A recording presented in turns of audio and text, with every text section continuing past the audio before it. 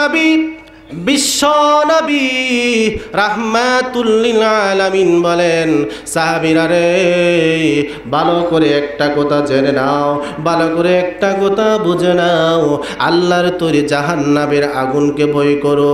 আল্লাহর তৈরি জাহান্নামের আগুন যদি ভয় করতে রে পারো রে বাবা, তাহলে দুনিয়ার কিছু ভালো লাগবে না রে বাবা, দুনিয়ার কিছু ভালো লাগবে না। বাইরে আমার, আমি একটা হাদিসের কথা বলি রে বাবা। হাদিসের কথা হলো, আল্লাহর নবী বিশ্ব নবী যেই হাদিসটা সাহাবীদের কাছে বর্ণনা করতে গিয়ে নিজেই হাসি মেরে দিয়েছেন। এমনকি জিবরাইল আলাইহিস সালাতু ওয়াস সালাম নবীর কাছে যেই হাদিসটা বর্ণনা করতে গিয়ে নিজেই হাসি দিলেন। এমনকি আল্লাহ রাব্বুল আলামিন যখন হাদিসটা জিবরাইলের কাছে বলছিলেন, স্বয়ং আল্লাহ কুদরতি হাসি হাদিসের ভিতরে দিয়েছেন। ভাইরা আমার, এক লোকটা জাহান্নামী হয়ে গেল। জাহান্নামী হয়ে যাওয়ার পরে জাহান্নামের ভিতরে চলে যাবে, জাহান্নামের ভিতরে তার শাস্তি ভোগ করবে। কোটি কোটি বছর, হাজার হাজার বছর জাহান্নামের ভিতরে যখন শাস্তি ভোগ করে ফেলবে, তখন ওই লোকটা একবারে শেষ মাপের লোকটাকে আল্লাহ জান্নাতের ভিতরে দেবেন। তবে শর্ত হলো, রাসূল বলেছেন, মান ক্বালা লা ইলাহা ইল্লাল্লাহ ফাদাখালাল জান্নাহ। যেই ব্যক্তির ভিতরে দৌলতে ঈমান থাকবে, অবশ্যই অবশ্যই এই ব্যক্তি জান্নাতের ভিতরে প্রবেশ করবে। ভাইরা আমার, লক্ষ্য করে দেখুন, আল্লাহর নবী বিশ্ব নবীর সন্ধান পাওয়া যায় না, বিশ্ব নবীর কোনো সন্ধান পাওয়া যায় না। সাহাবীরা চতুর্দিকে বের হয়ে গেছে, নবীজির সন্ধান নাই, নবীজির কোনো খোঁজখবর পাওয়া যায় না। খলিফাতুল মুসলিমিন হযরত ওমর দাঁড়ায় বলতেছে, ও মদিনার মুনাফিকেরা, ভালো করে শোনো, ভালো করে বুঝে নাও, আল্লাহর নবী রাহমাতুল লিল আলামিনকে যদি না পায়, আমি ওমরের তরবারি থেকে একটাও মুনাফিক রেহাই পাবে না। এদিকে আবু হুরায়রা একদিকে বাইর হয়ে গেল, একদিকে হযরত ওমর, একদিকে আবু বকর, চতুর্দিকে সাহাবীরা পাগলের মতো হয়ে গেছে, কান্নারুল মদিনার ভিতরে পড়ে গেছে। সমস্ত সাহাবীরা চতুর্দিকে যখন চলে পড়ে গেছে, হযরত আবু হুরায়রা বলেন, রাসূল যেই রাস্তা দিয়ে যাইতেন সেই রাস্তার একটা চিহ্ন আমি জানতাম। নবীজি এই রাস্তা দিয়ে যাইতেন, সেই রাস্তা থেকে মেশকে আম্বরের ঘ্রাণ আসতো। বাইরে আমার, হযরত আবু হুরায়রা বলেন, বিশ্ব নবী রাহমাতুল লিল আলামিনের সন্ধান পাওয়ার জন্য আমি যখন বের হয়ে গেলাম, চতুর্দিকে ঘোরাফেরা করলাম, চতুর্দিকে যখন চাইলাম কোনো দিকে পাই না। হঠাৎ করে আমার নাক দিয়ে আমি শ্বাস নিতে থাকলাম, হঠাৎ করে দেখি আমার সামনের দিকে শুধু মেশকে আম্বরের ঘ্রাণ আমার নাকের ভিতরে আসতেছে। এই নাকের ঘ্রাণটা আমি নিয়ে নিতে নিতে এক পর্যায়ে বাগানের ভিতরে চলে গেলাম। ওই বাগানের ভিতরে চতুর্দিকে গিয়া দেখি দেওয়াল দেওয়া, ওই বাগানের ভিতরে ঢোকার কোনো রাস্তা নাই। এমন পর্যায়ে আমি যখন ঢুকতে পারলাম না, হঠাৎ করে তাকে দেখলাম একটা গর্ত, ওই গর্ত দিয়ে আমি ওই বাগানের ভিতরে ঢুকে পড়লাম। বাগানের ভিতরে ঢুকে পড়ে গিয়ে দেখি বিশ্ব নবী মুহাম্মদুর রাসূলুল্লাহ সাল্লাল্লাহু আলাইহি ওয়াসাল্লাম ওই বাগানের ভিতরে বসে বসে আল্লাহুম্মা উম্মতি আল্লাহুম্মা উম্মতি বলে চিৎকার মেরে কাঁদতেছে। হযরত আবু হুরায়রা বলেন, ইয়া রাসূলুল্লাহ, ইয়া হাবিবাল্লাহ, ওগো নবীজি আপনি বাগানের ভিতরে বসে বসে কান্দেন, এইদিকে কিয়ামত জারি হয়ে গেছে গো নবীজি, আপনি বাগান থেকে বের হয়ে আসেন, আপনার সাহাবীদেরকে আপনি সামলান গো নবীজি। আল্লাহর নবী বিশ্ব নবী বলেন, আবু হুরায়রা রে, এবার ভালো করে শুনে রাখো, আমি বিশ্ব নবী যখন আমার উম্মতের জন্য যখন আল্লাহুম্মা উম্মতি আল্লাহুম্মা উম্মতি বলে চিৎকার মেরে কান্না শুরু করলাম, আল্লাহ ডাক দিয়ে বলে, নবী গো আর কাঁদবেন না, কান্দার কোনো কারণ নাই, আপনার গুনাহগার উম্মতের জন্য আমি জানাই দিলাম, যাদের ভিতরে মান ক্বালা লা ইলাহা ইল্লাল্লাহ ফাদাখালাল জান্নাহ থাকবে, আমি আল্লাহ অবশ্যই অবশ্যই ওই ব্যক্তিকে জান্নাতের ভিতরে প্রবেশ করাইব। বাইরে আমার এবার লক্ষ্য করে দেখুন, আল্লাহর নবী বিশ্ব নবী রাহমাতুল লিল আলামিন ডেকে ডেকে বলেন, সাহাবীরা রে, ও আবু হুরায়রা, যা যাই কালিমার সবার কাছে এই কালিমার দাওয়াত দিয়ে দে। হযরত আবু হুরায়রা বলেন, ইয়া রাসূলুল্লাহ, ইয়া হাবিবাল্লাহ, আল্লাহর নবী গো, আপনাকে যেই জায়গায় পায় নাই এই জায়গায় যদি আমি আবু হুরায়রা দাওয়াত দেই, আমার পিঠা কিন্তু একটাও মাটিতে পড়বে না, সব আমার গায়ের পড়বে। ঠিক কিনা বলেন? আল্লাহর নবী বিশ্ব নবী রাহমাতুল আলামিন বলেন, আবু হুরায়রা যা যাও, এই নেই আমার জুতা দিয়ে দিলাম, এটা প্রমাণ দিয়ে দিলাম। কিতাবের মধ্যে আসছে হযরত আবু হুরায়রা কেউ বলেছেন বগলের ভিতরে নিয়েছেন, কেউ বলেছেন রাসূলের জুতা মুবারক মাথায় নিয়ে তিনি দাওয়াতের জন্য রাস্তায় বের হয়ে গেলেন। রাস্তায় বের হয়ে যেই লোকটাকে প্রথমে পাইলেন তার নাম হলো ওমর। জোরে কোন, ঠান্ডা না গরম? আরো জোরে কোন, কথা বুঝেন নাই? যেই লোকটারে প্রথমে পেয়েছেন, ওমর, রাসূলের সন্ধান পেয়েছি, রাসূল শুধু উম্মতের জন্য কান্দে, শুধু উম্মতের জন্য কান্দে। ওমর বলে, কোথায় পেয়েছো? ওমর, আগে জবাব দাও, আগে জবাব দাও। মান ক্বালা লা ইলাহা ইল্লাল্লাহ ফাদাখালাল জান্নাহ। ওমর মারছে একটা তাপ্পর। কথা বুঝছেন? ওমর কয়, যেই জায়গায় রাসূলের সন্ধান পাওয়া যায় না সেই জায়গায় তুমি কালেমার দাওয়াত নিয়ে আসছো, তাপ্পর মাইরে ফেলাইছে। হযরত আবু হুরায়রা বলেন, আমি রাসূলের কাছে বিচার দিব, তুমি যে আমারে আঘাত করলা, রাসূল বলছে দাওয়াত দেওয়ার জন্য, আর তুমি আমারে আঘাত করলা। রাসূলের কাছে চলে গেছে সাহাবী আবু হুরায়রা গিয়ে বলছে, ইয়া রাসূলুল্লাহ, আপনি আমাকে দাওয়াতের জন্য পাঠাইছেন, আপনার সাহাবী ওমর আমাকে তাপ্পর মেরলো, তার কারণটা কি? এটার বিচার আগে চাই। বিশ্বনবী মুহাম্মদুর রাসূলুল্লাহ বলছেন, পিছন দিকে তাকায় দেখে ওমরও সামনে দাঁড়ানো। আর একটু জোরে কোন? বিশ্বনবী তাকায় দেখে ওমরও সামনে। কি ওমর, তুমি কোথায় থেকে এত তাড়াতাড়ি আসলা? ইয়া রাসূলুল্লাহ বললেন না। রাসূল বলেন, তাপ্পরটা কি তুমি মারছো? বলে, ইয়া রাসূলুল্লাহ, আমি মারছি। যেই জায়গায় আপনার সন্ধান পাওয়া যায় না সেই জায়গায় সাহাবী বলছে, মান ক্বালা লা ইলাহা ইল্লাল্লাহ ফাদাখালাল জান্নাহ, যার একবার কালিমা পড়বে অবশ্যই অবশ্যই ফাদাখালাল জান্নাহ, আল্লাহ তাকে জান্নাতের ভিতরে প্রবেশ করবে। নবী গো, এটা কেমন কথা হইল যে মানুষ মনে করবে ঈমান থাকলে আর আমল লাগবে না? বর্তমানে আমাদের সমাজে এরকম আছে না নাই? জোরে কম। এখন বন্ড পীর বাবা বলছে ঈমান থাকলেই চলে, আর নামাজ রোজা বরণ লাগে না। হ্যাঁ, এখন ঈমান থাকলেই চলে, নামাজ রোজার ফরণ লাগে না। ওই কিছুদিন আগে এক বন্ড বাবা আমার মাহফিলের পাশে এক বন্ড বাবা বয়ান করতেছে, যুবক ভাইদেরকে বুঝাইতেছে, ও যুবক ভাইরা, গান বাজনা যা কিছু শুনতেছ ভালো কথা, কিন্তু মেইন ঠিক থাকে যেন ঈমান ঠিক থাকে যেন। কথা বুঝছেন? ঈমান ঠিক থাকে যেন। আপনি কথা পরে বললেন, আমার সাথে কথা পরে বললেন, আপনি ঈমান যেন ঠিক থাকে। এখন আপনাদের কাছে আমি জানবার চাই, আপনারা বলেন তো গান বাজনা হারাম না হালাল? একটু জোরে আওয়াজ দিয়ে বলেন। সূরা লুকমানের বলে দিয়ে যাই, প্রমাণ দিয়ে যাই। বলবেন সিলেটি বক্তা আসছিল, প্রমাণ দিয়ে গেলাম, দলিল দিয়ে গেলাম। সূরা লুকমানের 6 নম্বর থেকে 7 নম্বর আয়াতে আল্লাহ গান বাজনা সম্পর্কে বলেছেন হারাম না হালাল। লোকটা বয়ান করলো, যা কিছু করো ঈমান ঠিক থাকে যেন। কথা বুঝতে পারছেন? এই হলো আমাদের সমাজ। ঈমান থাকলে কি চলবে? নামাজ পড়ন লাগবে না? এটা জোরে কোন, নামাজ পড়ন লাগবে না? অবশ্যই নামাজ পড়তে হবে মিয়া। নামাজ যদি না পড়তে হয় তাহলে বিশ্বনবী যার প্রতি কোনো গুনাই নাই সেই নবী সারা রাত জেগে জেগে চুকুর পানি ছেড়ে দিয়ে কাঁদলো। সেই নবী ইতিহাসের মধ্যে হাদিসের বর্ণনা পাওয়া যায়, বুখারী শরীফের বর্ণনা পাওয়া যায়। বিশ্বনবী সারা রাত জেগে জেগে ইবাদত করত, নবীর চেহারা ফুলে যেত, নবীজি সারা শরীর ফুলে যেত, টুকি মারলে বোঝা যাইত নবীজি শরীর মোবারকে থেকে এক্ষুনি রক্ত বাইর হবে। ঠিক কিনা বলেন? যেই নবীর আল্লাহর পরে যার সম্মান, সেই নবী যদি নামাজ পড়ে যদি যেতে পারে, আপনি আমি কেমন লোক হয়েছি নামাজ পড়তে পারি না? একটু জোরে আওয়াজ দিয়ে বলেন। ও মুসলমান, ভালো করে বুঝার দরকার, ভালো করে বুঝার দরকার। জান্নাত এত সোজা কামাই নাই। নবীজি বলেন, আবু হুরায়রা ঠিকই বলেছে ওমর, সাবধান, এরকম আর দাওয়াত দিও না।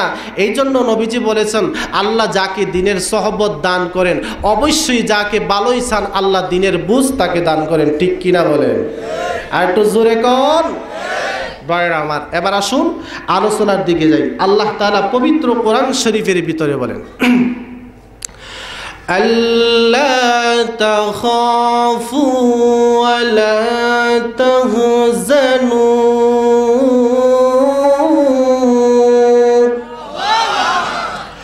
ওয়া আবশিরু বিল জান্নাতিল্লাতী কুনতুম তুআদুন।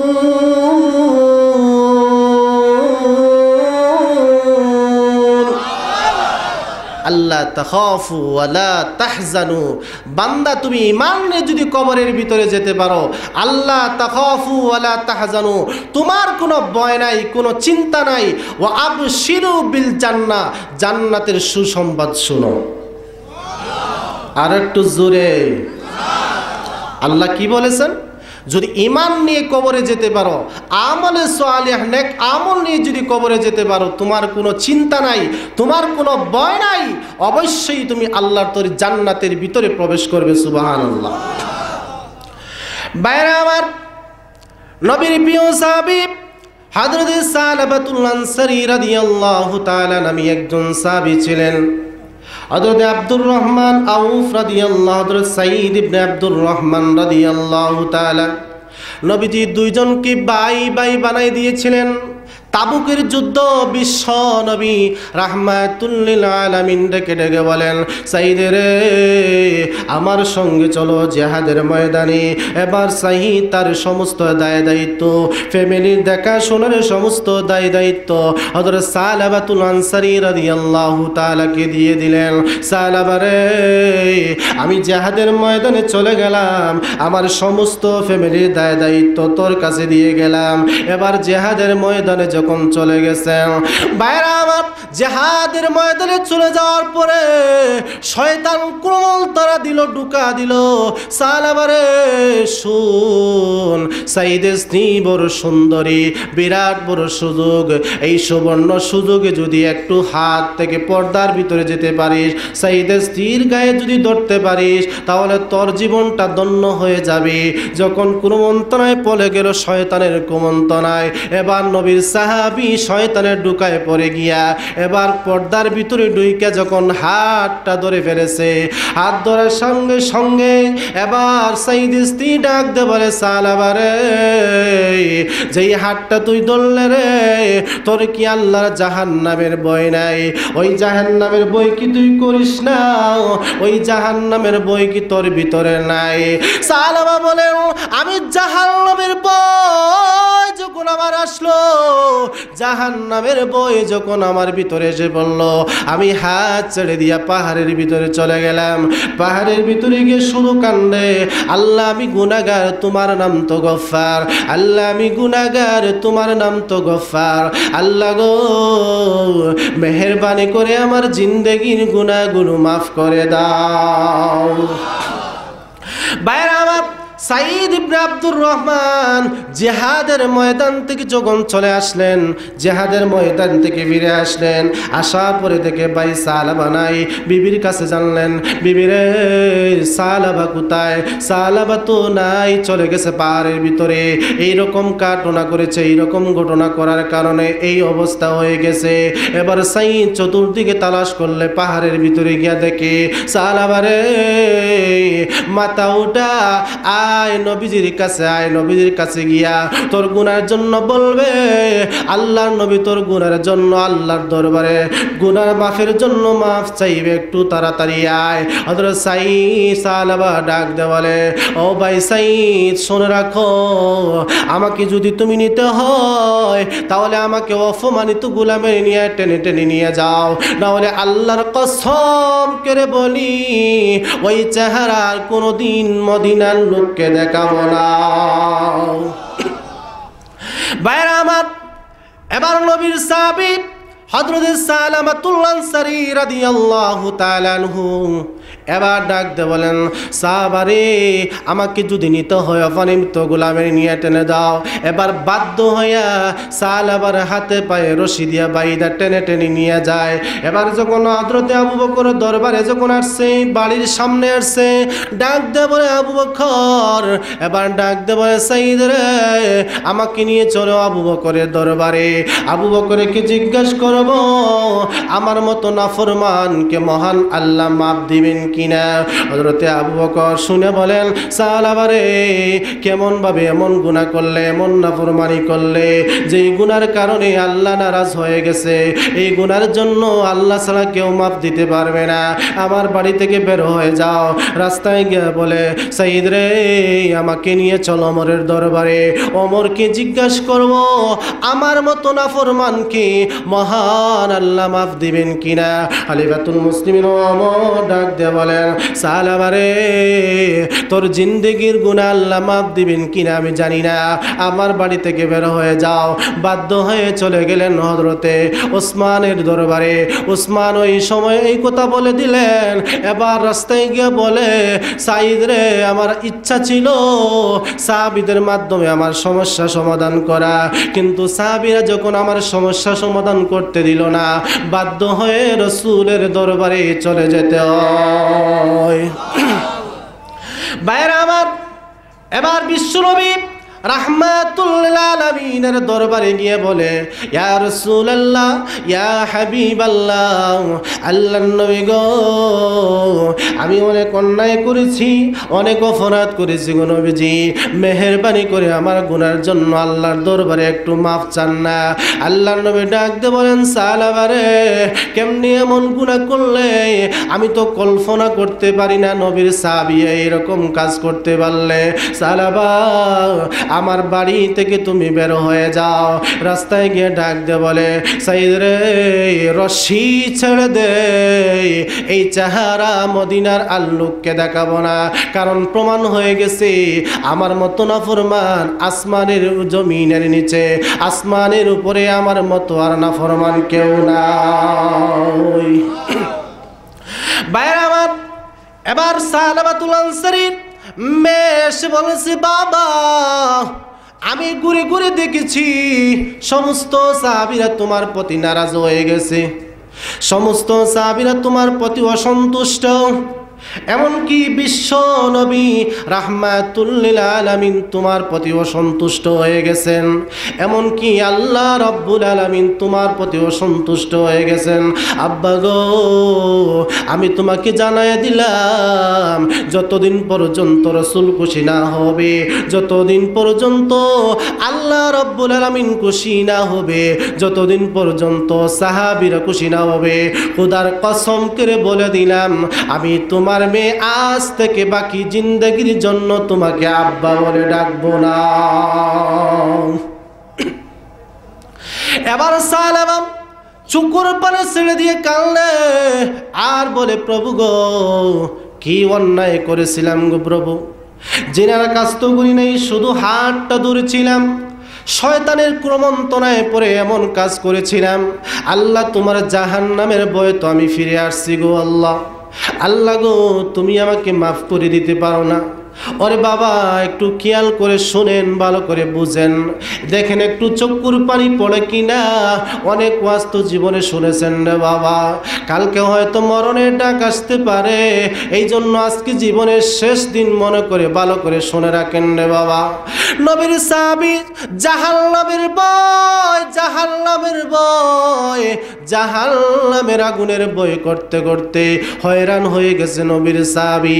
এবার আল্লাহ জিবরাইল পাঠাই দিয়েছে, জিবরাইল রে যা যা আমার বন্ধুর কাছে চলে যা, আমার বন্ধুকে বলে দিবে এই পৃথিবীর মাখলুকের মালিক আমি না, আমার বন্ধু। এবার জিবরাইল নবীর কাছে সালাম দিয়ে বলে, অগনবীজি আল্লাহ জানাই দিয়েছেন এই পৃথিবীর মাখলুকের মালিক আপনি না, আল্লাহ। নবী বলেন, না নিঃসন্দেহে আমার আল্লাহ। অগনবীজি আল্লাহ যদি হয় তাহলে আপনি কেন সালামাকে বিদায় করে দিলেন? সাহাবার জিন্দেগির গুনাহ মহান আল্লাহ কোরআন শরীফের আয়াত নাজিল করে দিয়েছে। ভাইরা আমার, এবার নবীর সাহাবীর পক্ষে আল্লাহ কোরআন শরীফের আয়াত নাজিল করেছে। অগনবীজি, আপনি যদি মাখলুকের যদি মালিক না হন, তাহলে আপনার সাহাবাকে কেন ফিরাই দিয়েছেন? সাহাবাকে একটু নিয়ে আসেন। বিশ্বনবী সাহাবীদেরকে বলে, সাহাবীরা রে, আয় আমার সামনে আয়, আমার সামনে আয়। আমার সাহাবী কই, আমার সাহাবী কই? যেই সাহাবীর জন্য আল্লাহ কোরআনের আয়াত নাজিল করেছে, ওই সাহাবী কই? সাহাবী দেখার জন্য আমি পাগল পারা হয়ে গেছি। এবার সমস্ত সাহাবীরা দাঁড়ায় বলছে, আবু বকর দাঁড়াইছে, ওমর দাঁড়াইছে, হযরত আলী দাঁড়াইছে। সমস্ত সাহাবীরা দাঁড়ায় বলে, নবী গো, আমরাও দোষী, আমরাও অন্যায় করেছি, তাকে স্থান দেই নাই, তাকে জায়গা দেই নাই। গো নবীজি, আপনি আমাদেরকে পাঠান, আমরা লোকটাকে খোঁজ খবর নিয়ে আসবো। মুরব্বী সাহাবী, যার নাম হলো হযরত সালমান ফারসি রাদিয়াল্লাহু তাআলা আনহু। হযরত সালমান ফারসি রাদিয়াল্লাহু তাআলা আনহু উনি চলে গেলেন। চলে যাওয়ার পরে বলছেন, নবী গো, আমাকে একটু অনুমতি দিন, আমি তো মুরব্বী সাহাবী, যদি একটু অনুমতি যদি দেন। আল্লাহর কসম, আমি মুরব্বীর সাহাবীর কথা আপনার সাহাবী ফেলে দিতে পারবে না। এইভাবে চারজন সাহাবী রওনা দিলেন। রওনা দিতে দিতে গিয়ে দেখেন পাহাড়ের ভিতরে লোকগুলা ক্ষেত কামারির কাজ করতেছে। তো লোকগুলা জিজ্ঞাসা করছেন, ভাই সালাবা নামে কোনো লোককে চিনেন? লোকগুলা বলতে, সালাবা নামের কোনো লোক চিনি নাই, তবে একজন লোককে চিনি। সেই লোকের কান্নার কারণে, সেই লোকের আওয়াজের কারণে আমাদের বস্তির লোকের ঘুম ভেঙে যায়। এমন কান্দা আল্লাহর দরবারে কান্দে, যেই কান্নার কারণে আমরা ঘরে বসে থাকতে পারি না। তো নবীর সাহাবীরা বলতেছে, ও আবু বকর, অবশ্যই ওই সাহাবী আমাদের সাহাবী হবে, অবশ্যই ওই লোকটা আমাদের লোক হবে। চলো যাই। সামনে গিয়ে তাকায় দেখে গাছের নিচে বসে হযরত সালাবাতুল আনসারী রাদিয়াল্লাহু তাআলা আনহু নামে যে সাহাবী, ওই সাহাবী কাঁপতেছে, ঠান্ডার ভিতরে, মৌসুমের ভিতরে কাঁপতেছে, আর আল্লাহর দরবারে বলতেছে, আল্লাহ, আমি গুনাহগার, তোমার নাম তো গফফার, আমি গুনাহগার, তোমার নাম তো গফফার। আল্লাহ গো, মেহেরবানি করে আমার জিন্দেগির গুনাহ মাফ করে দাও। হযরত আবু বকর সিদ্দিক রাদিয়াল্লাহু তাআলা বলতেছে, ওরে সালাবা, আয়, মাথা উঠা, বিশ্বনবী খোঁজ খবর করেছে তোকে দেখার জন্য।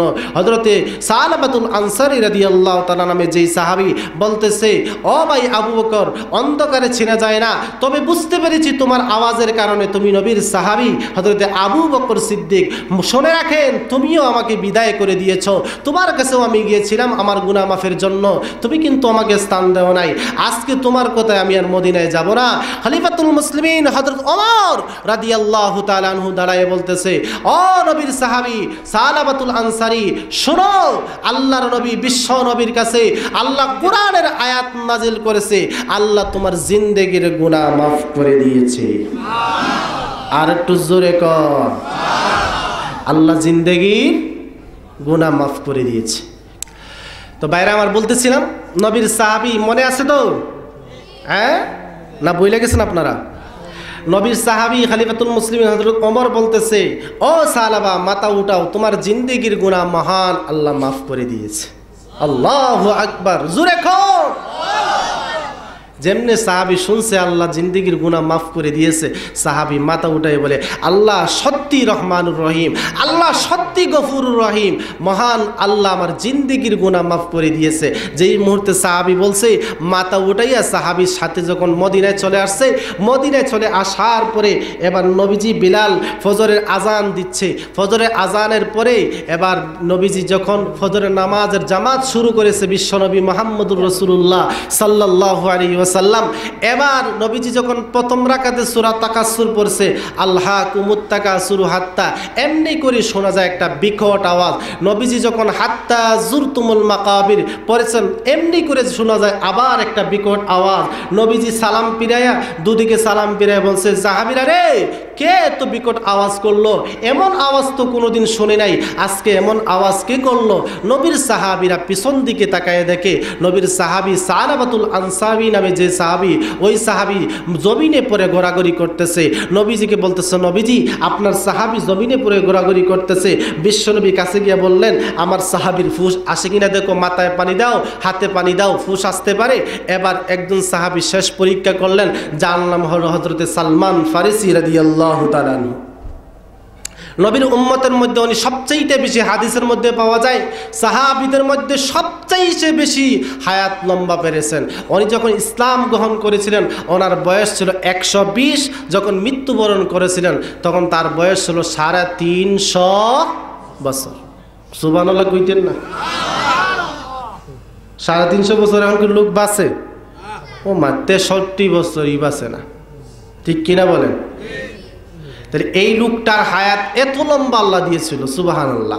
এই লোকটা শেষ পরীক্ষা করে বলতেছে, নবী গো আমি শেষ পরীক্ষা করলাম, আপনার সাহাবীর দিকে তাকাইলাম, আপনার সাহাবী আর এই জমিনে নাই, আপনার সাহাবী পৃথিবীর জমিন থেকে চিরজীবনের জন্য বিদায় হয়ে গেছে।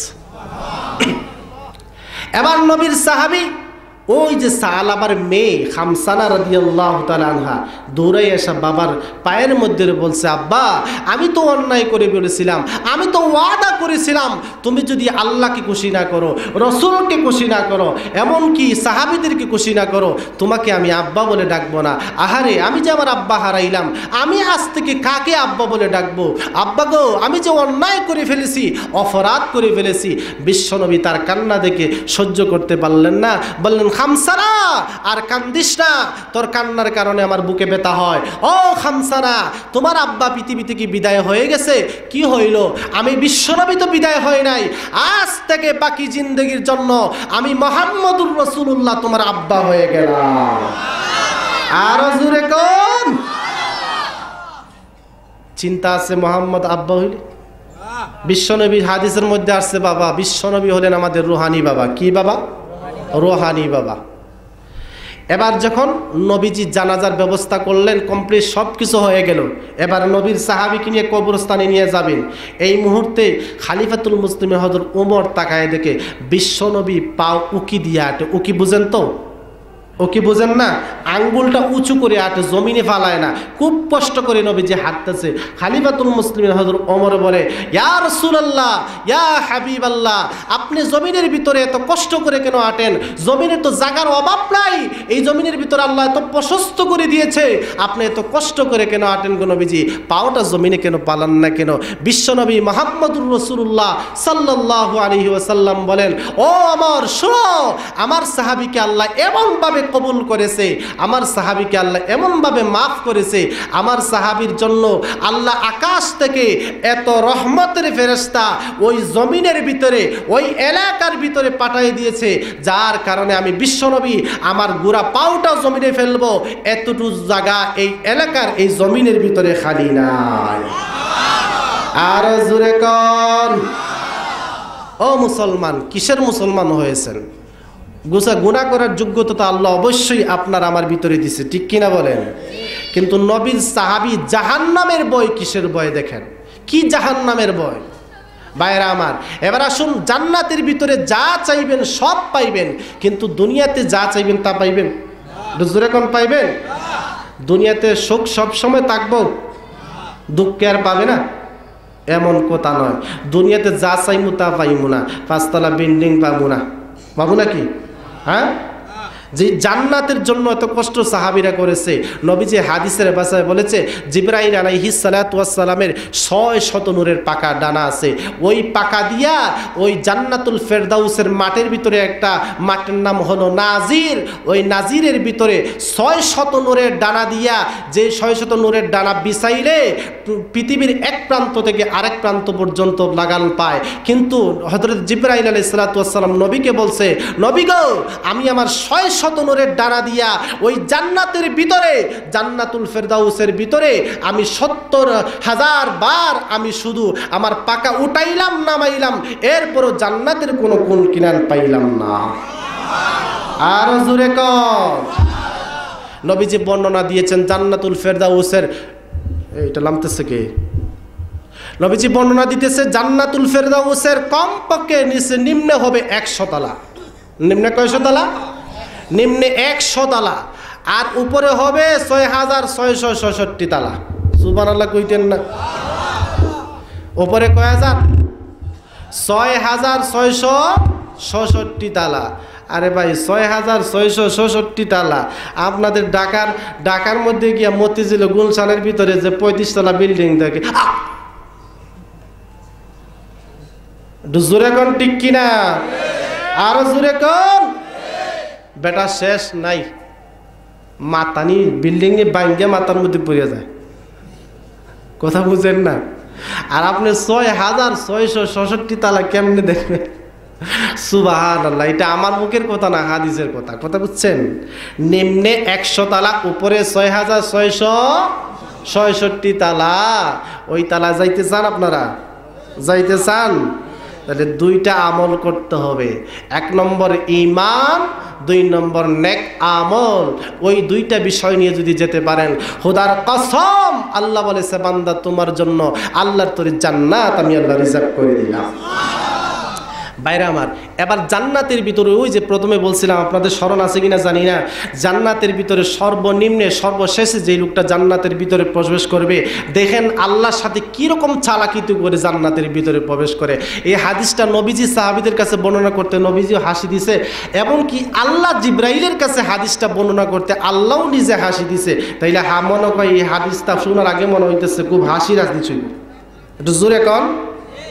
তাহলে এবারে হাদিসটা আমি বলি। এবার বিশ্বনবী মুহাম্মদুর রাসূলুল্লাহ সাল্লাল্লাহু আলাইহি ওয়াসাল্লাম সাহাবীদের কাছে বর্ণনা করতেছেন, সাহাবীরা যেই লোকটা সর্বশেষ জান্নাতের ভিতরে প্রবেশ করবে, এই লোকটা কিভাবে প্রবেশ করবে জানেন?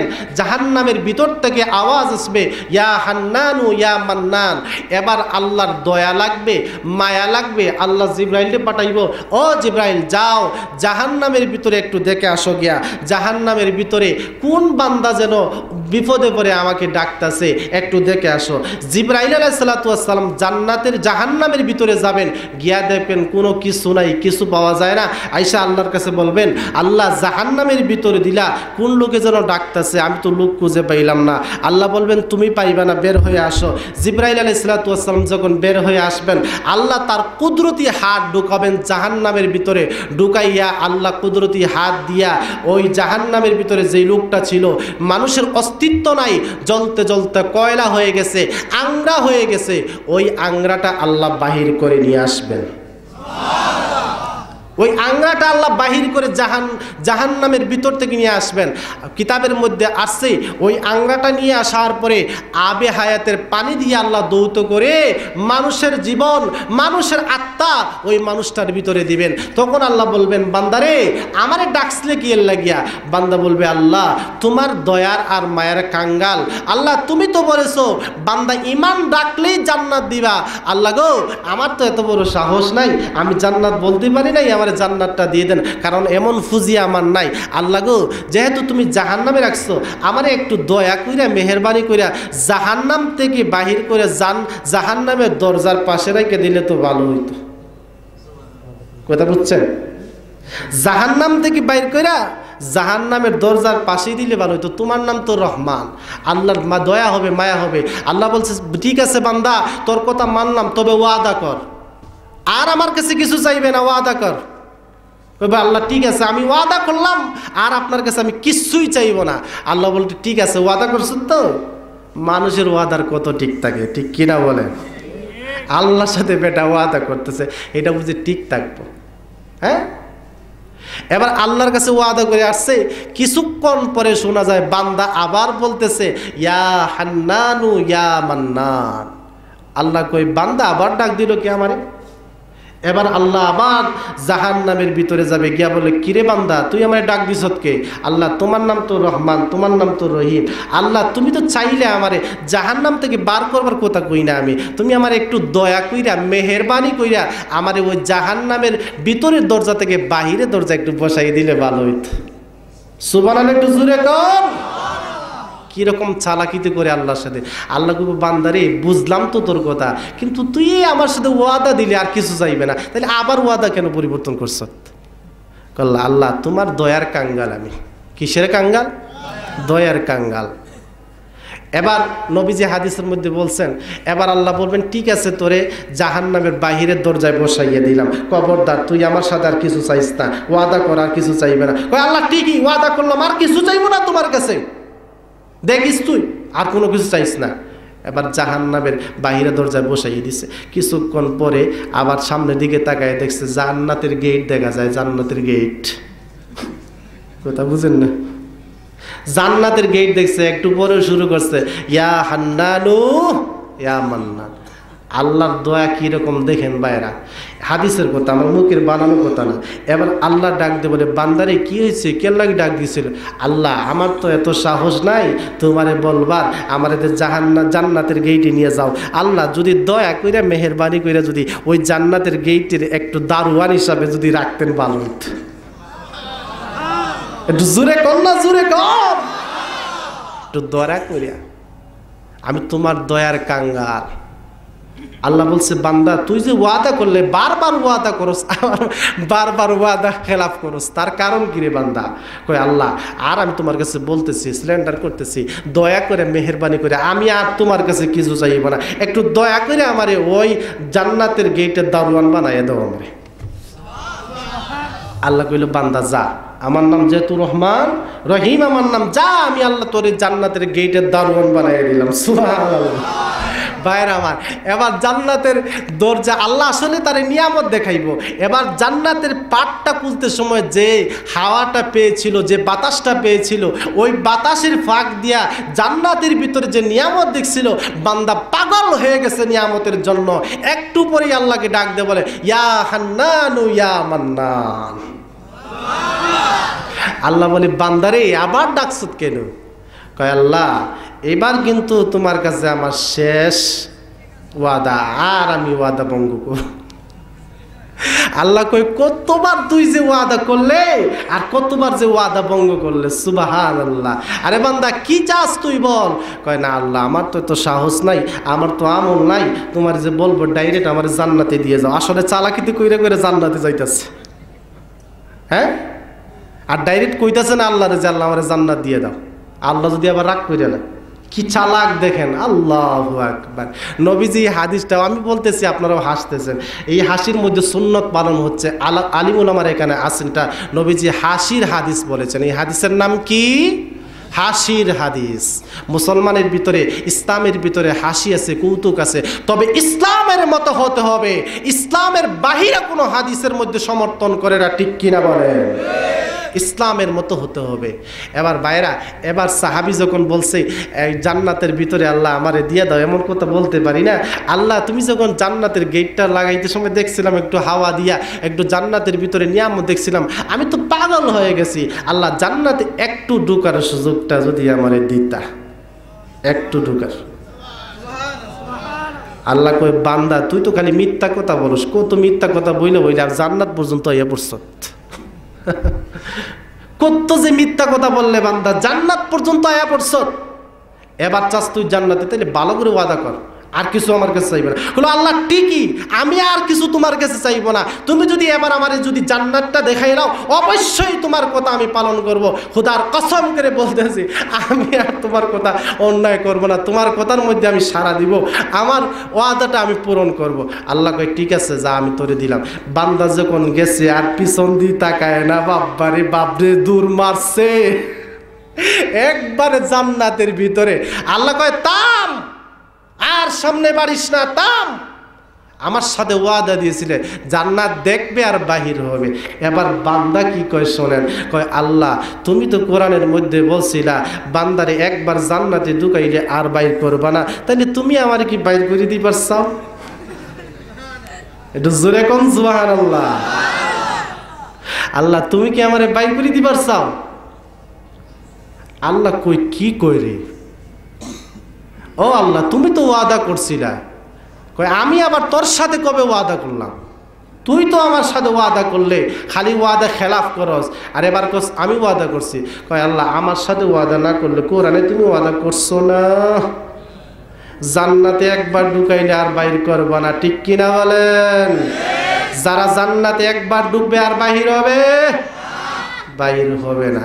আল্লাহ তোমার ওয়াদা তুমি ঠিক রাখো। এখন আল্লাহ এইখানেই কিতাবের মধ্যে লেখছে, আল্লাহ বান্দার কথা শুনে এখানেই একটা মুচকি হাসি দিছে। আর জোরে কোন আল্লাহ মুচকি হাসি দিয়া কয়, বান্দা টিকিটের পাইছি, তুই এই বইলা বইলা জান্নাত পর্যন্ত আয়া পড়ছ। আমি আল্লাহ যা কথা দিলাম, আমার ওয়াদা তো খেলাপ করতে পারি নাই, শেষ পর্যন্ত আমি আল্লাহ তোরে জান্নাতটাই দিয়ে দিলাম। আর জোরে কোন বাইরে আমার। এবার জান্নাতের নিয়ামত পাওয়ার জন্য, জান্নাতি নিয়ামত যদি পেতে হয়, 1 নম্বর হলো ঈমান। জান্নাতি যদি নিয়ামত পেতে হয়, 2 নম্বর হলো নেক আমল। 1 নম্বর যদি ঈমান নিয়ে যেতে পারেন, 2 নম্বর হলো নেক আমল নিয়ে যেতে পারেন। আল্লাহ বলেন, বান্দারে ওই 2টার কারণে আমি আল্লাহ তোরে জান্নাত দান করব।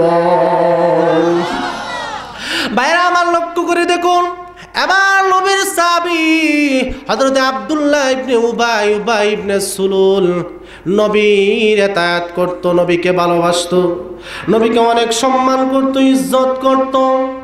এবার আব্দুল্লাহ উবাই ইবনে সুলুল যখন মারা গেল, মারা যাওয়ার পরে বিশ্ব নবীর কাছে আব্দুল্লাহ এসে বলে, নবী গো, আমি জানতাম আমার আব্বা আপনার সাথে থাকতো, কিন্তু আপনাকে পছন্দ করত, আপনার ইতাআত করতো না, আপনাকে ভালোবাসতো, কিন্তু আপনার ইতাআত করতো না। নবী গো, আমার আব্বা তো মুনাফিক ছিল গো, যদিও ইমানদার হয়, এরপরেও মুসলমানদের বিরুদ্ধে কাজ করেছে, নবীর বিরুদ্ধে কাজ করেছে। নবী গো, আমার আব্বা মারা গেছে গো, আল্লাহর তরি জাহান্নাম ছাড়া তার কোনো উপায় নাই। এবার নবীর সাহাবী বলে, ইয়া রাসূলুল্লাহ, ইয়া হাবিবাল্লাহ, নবী গো, আপনাকে জানায় দিলাম, আপনি আমার বাবার জন্য জানাজার নামাজটা পড়ায় দেন। খোদার কসম করে বলি গো, আপনি যদি আমার আব্বার জানাজার নামাজটা পড়ায় দেন, আমার বিশ্বাস মহান আল্লাহ আমার আব্বাকে মাফ করে দিবেন। এবার নবী বলেন, ও আব্দুল্লাহ, যা যা মদিনায় ঘোষণা করে দে, আমি তোর আব্বার জানাজার নামাজ পড়াবো, এই কথা ঘোষণা করে দে। এবার আমার ভাইরা চতুর্দিকে ঘোষণা করে দেওয়া হলো, বিশ্ব নবী আব্দুল্লাহ ইবনে উবাই ইবনে সুলুলের জানাজার নামাজ পড়াবে। সমস্ত কাফিররা দাঁড়ায় পড়েছে। কেমন রহমতের নবী, কেমন দয়ার নবী, কেমন মায়ার নবী, যেই নবীর বিরোধিতা দুনিয়াতে করলো, ওই নবী শেষ পর্যন্ত মুনাফিকের জানাজার নামাজ পড়াবে। এমন কেমন করে হয়, সমস্ত কাফিররা দাঁড়ায় গেছে। এবার সমস্ত দিকে এলান করা হলো, আব্দুল্লাহ ইবনে সুলুলের জানাজার নামাজ বিশ্বনবী পড়াবে। এবার বিশ্বনবী রাহমাতুল লিল আলামিন যখন জানাজার নামাজ পড়াইলেন, বিশ্বনবী জানাজার নামাজ পড়ানোর আগে আব্দুল্লাহকে ডাক দিয়ে বলেন, আব্দুল্লাহ রে, এই নে আমার মুখের তুতু, এই মুখের তুতু তোর বাবার জবানে লাগাইয়া দে। 2 নম্বর হলো আমার জুব্বাটা তোর বাবাকে দিয়ে দিলাম। এবার নবী বলেন, 1 নম্বর মুখের তুতু দিলাম তোর আব্বা জবান দিয়া মুনাফিকি করেছে, আমার মুখের তুতু তোর আব্বার গায়ের মধ্যে লাগাইয়া দিলে আমি বলতে পারি আল্লাহ রাব্বুল আলামিন আমার সম্মানের কারণে, আমার ইজ্জতের কারণে তোর আব্বার নাপাক মুখটাকে আল্লাহ পবিত্র বানায় দিবে। বাইরে আমার লক্ষ্য করে দেখুন, এবার বিশ্ব নবী বললেন, আব্দুল্লাহ রে, এবার 2 নম্বর হলো আমি যে দিয়েছিলাম আমার আবাটা, আমি যে আমার যে পোশাকটা দিয়েছিলাম, এই পোশাকটা কেন দিলাম জানোনি? এই পোশাক দেওয়ার কারণ হলো বদরের যুদ্ধে আমার চাচা আব্দুল্লাহ ইবনে আব্বাস রাদিয়াল্লাহু তাআলা আনহু ওই যখন শাহাদত বরণ করেছে, ওই শাহাদত বরণের ভিতরে এমন কোন সাহাবী সাহাবীর শরীরের সাথে আমার চাচার শরীরের মিল নাই, এমন কোন সাহাবীর পোশাক আমার চাচার সাথে মিল নাই। আমার চাচা এমন স্বাস্থ্য ছিল, এমন স্বাস্থ্য ছিল, এই স্বাস্থ্যের কারণে কোনো সাহাবীদের পোশাক তার গায়ে লাগাই নাই। এজন্য তোমার বাবার যেমন স্বাস্থ্য ভালো ছিল, আমার চাচারও তেমন স্বাস্থ্য ভালো ছিল। তোমার বাবার যেমন স্বাস্থ্য ছিল মোটা, তেমন আমার চাচারও স্বাস্থ্য ছিল মোটা। এই জন্য ওই সময় তোমার বাবা একটা পোশাক কাফন হিসাবে আমার চাচা আব্দুল্লাহকে দান করে দিয়েছিল। আরে নবীর প্রিয় সাহাবী ও আব্দুল্লাহ, এবার শুনো, তোমার বাবা যে ওই কাজটা করেছিল, আমার চাচাকে কাফন হিসাবে যে জুব্বাটা দিয়েছিল, ওই জুব্বার পরিবর্তে আমি ঋণী হয়ে গেলাম তোমার বাবার কাছে। আজকে আমি আমার জুব্বা দিয়েছি, আমি তোমার বাবার কাছে ঋণ মুক্ত হওয়ার জন্য জুব্বাটা দিয়ে দিলাম। বাইরে আমার, এবার নবীর সাহাবী জুব্বা দিয়ে দিলেন, বিশ্বনবী মুখের তুতু দিয়ে দিলেন। চতুর্দিকে এলান করা হলো বিশ্বনবী রাহমাতুল লিল আলামিন আব্দুল্লাহ ইবনে সুলাইলের জানাজার নামাজ পড়াবে। সমস্ত মুসলমানরা দাঁড়ায় আছে, সমস্ত কাফিররা দাঁড়ায় আছে, সমস্ত বাহিনীরা জনতা দাঁড়ায় আছে। বিশ্বনবী কেমন দয়ালু মানুষ, কেমন দয়ার নবী, কেমন বিশ্বনবী, যে লোকটা তার বিরোধিতা সারা জীবন করেছে, ওই লোকটার জানাজার নামাজ বিশ্বনবী আজকে নিজেই পড়াবে। সমস্ত কাফিররা দাঁড়ায় দাঁড়ায় দেখে। এবার বিশ্বনবী যখন জানাজার নামাজ পড়াইলেন, জানাজার নামাজ পড়ার আগ মুহূর্ত খলিফাতুল মুসলিমিন এসে দাঁড়ায় বলে, ইয়া রাসূলুল্লাহ, ইয়া হাবিবাল্লাহ, আল্লাহর নবী গো, আপনাকে জানায় দেই গো, আপনি যেই মুনাফিকের জানাজার নামাজ পড়াইতেছেন, অগ্রবীজি এটা অন্যায়, মুনাফিকের না জানাজার নামাজ আপনি পড়ায়েন না। আল্লাহ কোরআনের ভিতরে নাজিল করেছে, যারা ইসলামের শত্রু, যারা ইসলামের বিরোধিতা করে, নবীর বিরোধিতা করে, যারা আল্লাহর বিরোধিতা করে, তাদের জন্য কোনো জানাজার কোনো ব্যবস্থা নাই। কারণ নবী গো, আল্লাহ কোরআনের আয়াত নাজিল করে দিয়েছে। আল্লাহর নবী বলেন, ও আমার, এবার ভালো করে শোনো, আল্লাহ যে কোরআনের আয়াত নাজিল করেছে, ওই কোরআনের আয়াতের ভিতরে তো আল্লাহ এমন কথা বলেন নাই যে ওই মুনাফিকের নামাজটা আমি পড়াবো না, এমন কথা তো আল্লাহ বলে নাই। ওমর রে, আমাকে বাধা দিস না, আমাকে বাধা দিস না, আমার একটা উম্মতের জন্য আল্লাহর দরবারে এত কান্নাকুটি করেছি, আজকে যদি আমার একটা উম্মত যদি জাহান্নামে চলে যায়, আমি শেষ মুহূর্তে আমার উম্মতকে শাফায়াত করার জন্য আমি নিজে আগায় যাব না, না, আমার উম্মতকে জাহান্নামে দিতে দেব না, জাহান্নামে দিতে দেব না। এবার বিশ্ব নবী যখন জানাজার নামাজ পড়াইলেন, জানাজার নামাজ পড়াইয়া বিশ্ব নবী কবরের মধ্যে গেলেন। কবরের মধ্যে নবীজি দাঁড়াইয়া কবরের কিনারা হাত বাড়াইয়া আল্লাহর দরবারে দোয়া করে। এই সময় আল্লাহ জিবরাইল পাঠাইছে। বাইরে আমার, আল্লাহ জিবরাইল পাঠাইছে। জিবরাইলকে বলে দিল, জিবরাইল রে, আমার বন্ধুকে আমার সালাম দিবি, আর আমার বন্ধুকে বলবে আমার বন্ধু জানাজার নামাজ পড়াইছে, আমি আল্লাহ বরদাস্ত করেছি, নবীর সাহাবীরা বাধা দিয়েছে, আমার নবী জানাজার নামাজ পড়াইছে। ওরে সাহাবীরা রে, আমার নবীজি এমন কাজ করেছে, আমি আল্লাহ বাধা দেই নাই, নিষেধ করি নাই, তবে যা যা আমার নবীর কাছে কোরআনের আয়াত নাজিল করে দে, আর বলে দে আমি আল্লাহ ওই মুনাফিককে কবুল করি নাই, ওই মুনাফিকের জন্য নবী যেন দোয়া না করে।